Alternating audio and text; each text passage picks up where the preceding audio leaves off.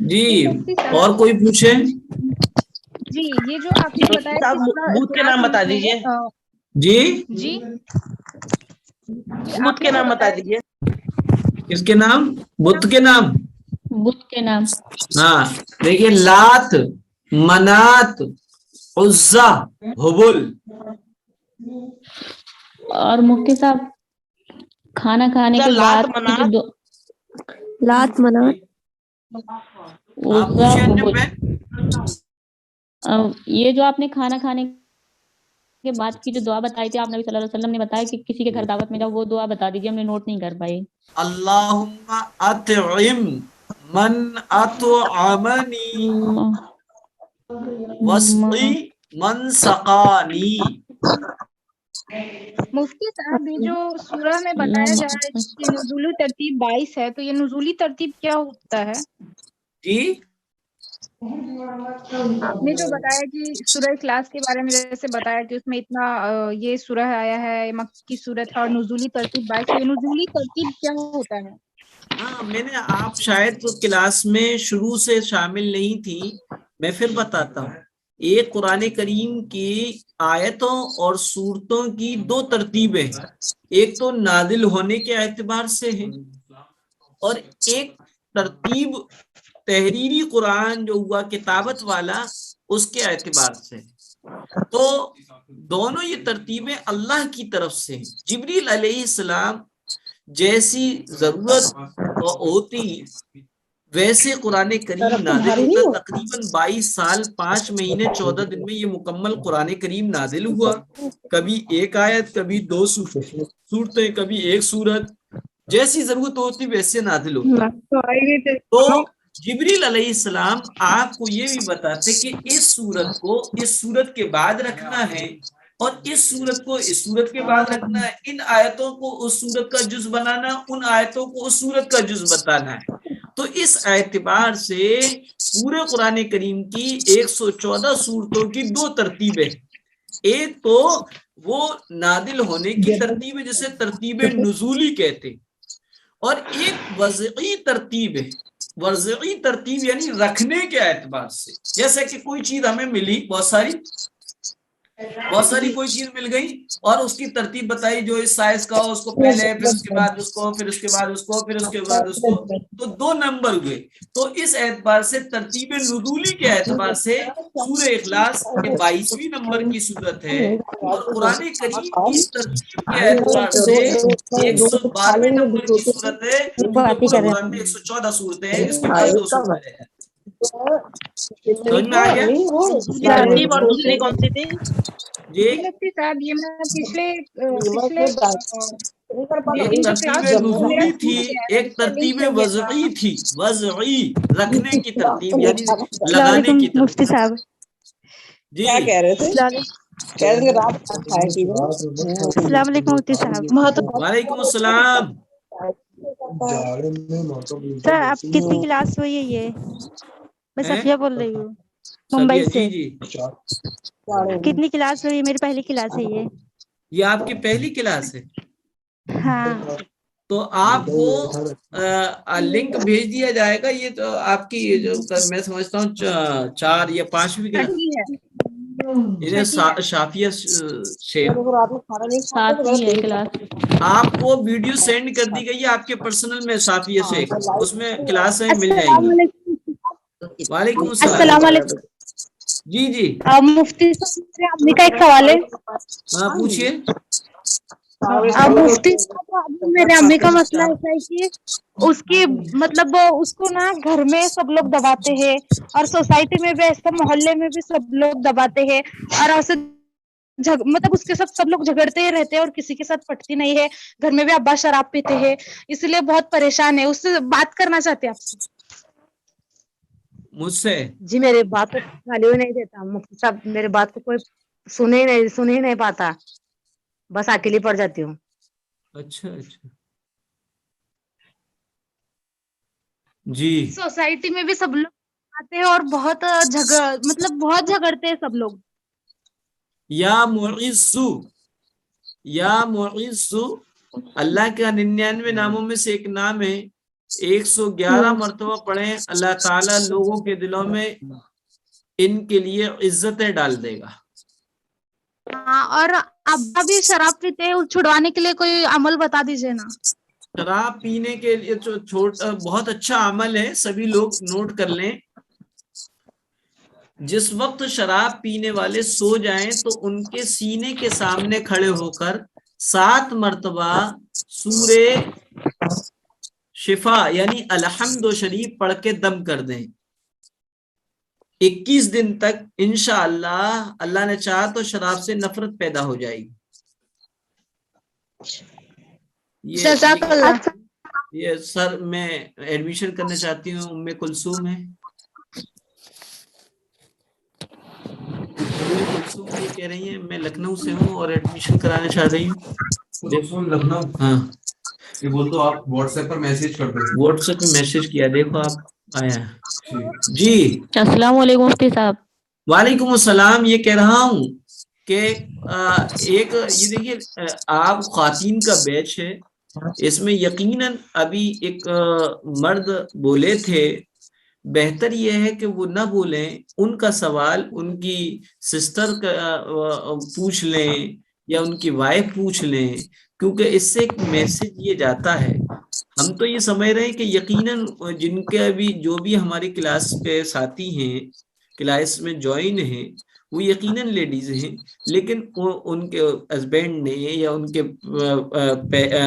Sister برادر نے یا ان کے فادر نے یہ سوال ہم سے کر لیا.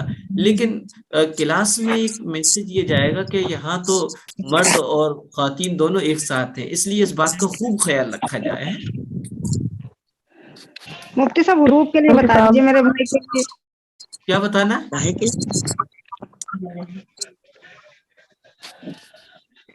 جی السلام علیکم مفتی صاحب. جی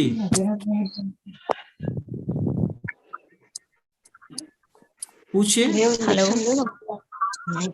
پوچھئے. مفتی صاحب کیا آپ میرے نام کے معنی بتا سکتے ہیں؟ منتشا. کیا ہے نام آپ کا؟ کیا نام ہے آپ کا؟ منتشا. منتشا. دیکھیے گا بہن, آپ کا کسی نے نام جو رکھا ہے وہ اس قرآن کریم سے لوگ نام رکھتے ہیں, حالانکہ ان کو یہ نہیں معلوم ہوتا کہ معنی کیا ہے. منتشا اصل میں عربی میں ایک نہیں بلکہ 2 ہیں. من مانے کون کے لیے آتے ہیں, تشا مانے چاہت کے آتے ہیں. آیت تھی وَتُعِزُّ مَن تَشَاءُ وَتُذِلُّ مَن تَشَاءُ. تو اب اس کی کوئی معنی نہیں ہے, لیکن اگر معنی نکالے جائیں تو اللہ رکھی اللہ چاہی ہوئی, یہ معنی ہو سکتے ہیں. ورنہ تو صحیح بات تو یہ کہ یہ ایک لفظ نہیں ہے بلکہ 2 لفظ ہیں, اس لیے اس کے کوئی معنی نہیں. بس یہ منتشا جس کو چاہے, جس کو چاہے, جس کو اللہ چاہے, یعنی اللہ کی چاہت والی مجازی معنی لیے جائیں گے, اللہ سے محبت کرنے والی, اللہ سے چاہت رکھنے والی. 3 منٹ. السلام علیکم مفتی صاحب. کہتے ہیں اسلام کو بدل. جی مفتی صاحب میرے ابا کا سوال ہے, جیسے کہ ان کی سیلری ملتی ہے تو کیا وہ اپنی تنخواہ پہ نیاز کر سکتے ہیں؟ دیکھیے نیاز کے معنی ہیں کسی کو ثواب پہنچانا, تو ثواب جب تک نہیں پہنچے گا جب تک کہ کوئی غریب اس کو یوز نہ کر لے. ہم پیسے سامنے رکھ کے کتنی نیاز مان لیں, کیا اس کا ثواب مل جائے گا؟ نہیں ملے گا. جب تک کہ وہ چیز ہم دوسرے تک نہ پہنچا دیں اور وہ اس کو استعمال نہ کر لے, جب تک اس کا ثواب نہیں مل سکتا ہے. لہذا نیاز کے لیے, فاتحہ کے لیے, ایصال ثواب کے لیے جب تک وہ پیسے غریب تک نہیں پہنچیں گے اس وقت تک ثواب نہیں ملے گا. اور کیا نیاز کے ثواب پہنچانے کے لیے نیاز کا ہونا ضروری نہیں ہے.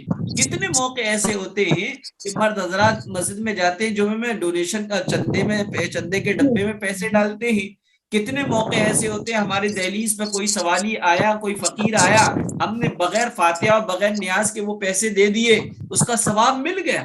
اس لیے اپنی سیلری پر نیاز دلانے کی ضرورت ہی نہیں ہے.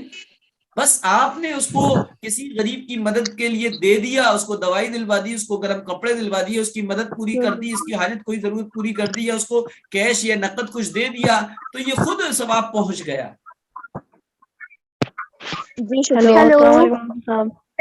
خیر و برکت کے لیے کوئی عمل جی جی جی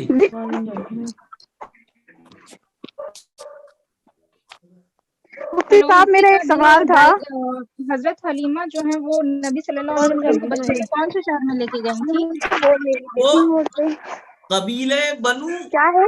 سعد میں ہیلو جو مکہ کے اطراف میں جو گاؤں لگتے ہیں ان میں.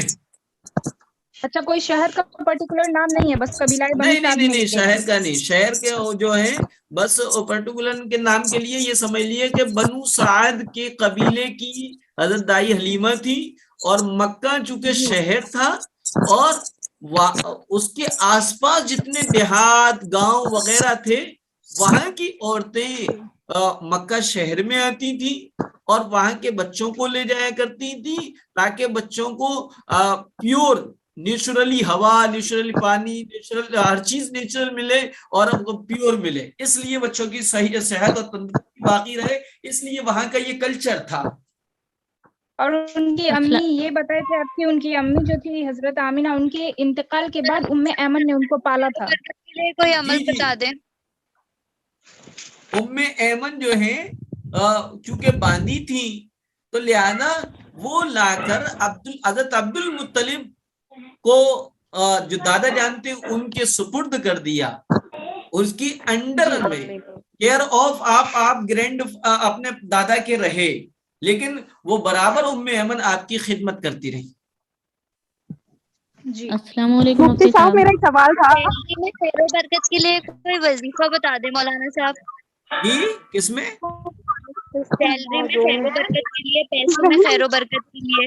سیلری میں خیر و برکت کے لیے, سیلری میں خیر و برکت کے لیے یہ ہے کہ آپ ابو سے یہ کہیے گا کہ اپنی سیلری میں سے کچھ غریبوں کا حصہ رکھیں.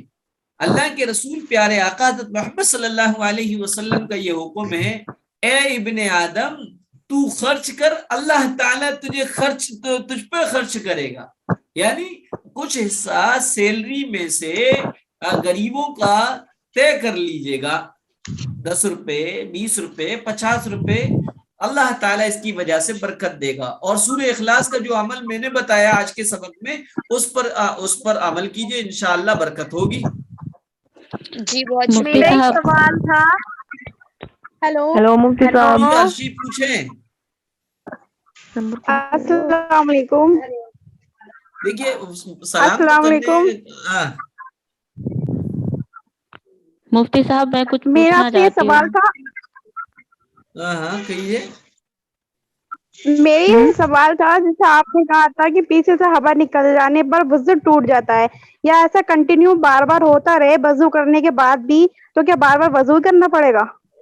دیکھیے ایک تو یہ کسی کا مطلب کہ 5 منٹ بھی اس کے ساتھ ایسا مسئلہ ہے کہ وہ 5 منٹ بھی اس کی کنڈیشن یہ نہیں رہتی کہ اس کی ہوا رکتی ہو, یعنی اتنا گیپ نہیں ملتا ہے کہ وہ وضو بنائے. مثلا وضو بنانے میں 5 منٹ, وضو بنانے میں 2 منٹ لگتے ہیں, نماز پڑھنے میں 5 منٹ لگتے ہیں, کل 7 منٹ بھی اس کا پیٹ اتنا خراب ہے کہ ہوا نہ رکتی ہو, تو ایسی صورت میں یہ بندی معذور سمجھی جائے گی, اور اس کے مسئلے الگ ہوں گے.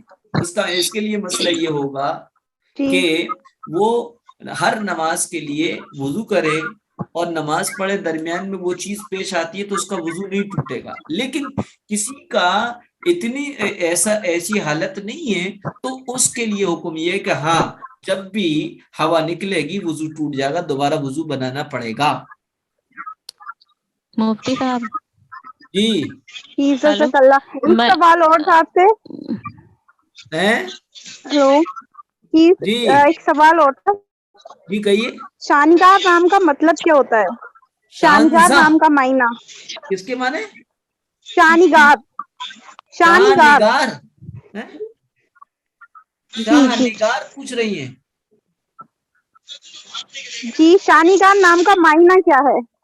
शाह निगार कौन, क्या बताइए, नाम बताइए क्या? जी, शानीगार नाम का मतलब? शाह निगार हुस्नो खूबसूरती का की रानी और या बादशाह। शाह निगार के माने आते हैं हुस्नो खूबसूरती का बादशाह, हुस्नो जमाल का जी, बादशाह, और यानी बहुत जी, और अर्शी नाम का खूबसूरत। मतलब? अरे भैया जी, अर्शी नाम का मायना? अल्फी, अर्शी, अर्शी, अर्शी, अर्शी। अर्श की माने बुलंदियों को छूने वाली। अर्श कहते हैं सातवें आसमान पर, ऊंचाई पर अल्लाह का जो अर्श है, तो अर्श के माने ऊंचाई के आते हैं, ऊंचाइयों और बुलंदियों को छूने वाली, तरक्की करने वाली। मुफ्ती साहब, मुफ्ती साहब, जी मैं काफी देर से आपसे एक चीज पूछना चाहती हूँ पर मौका ही नहीं मिल रहा है चलिए बोलने पूछे का। पूछे। देखिए अब दूसरों को भी मौका दिया करें, ये कोई शिकवा रहता तो अच्छा नहीं लगता मुझे भी। हाँ फरमाए।